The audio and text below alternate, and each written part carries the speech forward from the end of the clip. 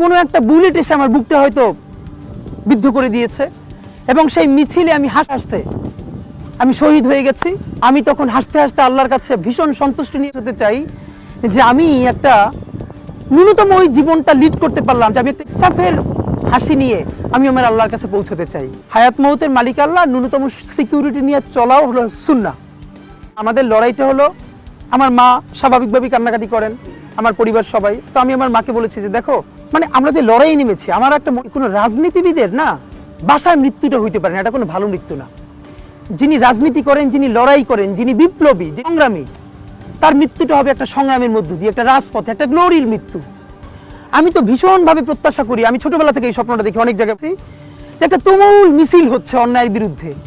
সেই মিছিলের সামনে আমি আছি, কোনো একটা বুলেট এসে আমার বুকটা হয়তো বিদ্ধ করে দিয়েছে এবং সেই মিছিলে আমি হাসতে হাসতে আমি শহীদ হয়ে গেছি। এবং সবাই যখন মৃত্যুটাকে ভীষণ ভয় পায়, আমি তখন হাসতে হাসতে আল্লাহর কাছে সন্তুষ্টি নিয়ে পৌঁছতে চাই যে আমি একটা ন্যূনতম ওই জীবনটা লিড করতে পারলাম, যে আমি একটা ইনসাফের হাসি নিয়ে আমি আমার আল্লাহর কাছে পেতে চাই। সুতরাং আগামী 50 বছর বাঁচলাম, কোনো ইম্প্যাক্ট তৈরি হলো না আমারই দিয়ে, দেশের জন্য, রাষ্ট্রের জন্য, উম্মার জন্য, জাতির জন্য। কিন্তু আমি ধরেন 5 বছর বাঁচলাম, সে মধ্য দিয়ে যদি আগামী 50 বছরের ইম্প্যাক্ট তৈরি হয়, তাহলে অনেকদিন বেঁচে থাকায় কি সাফল্যের বলেন?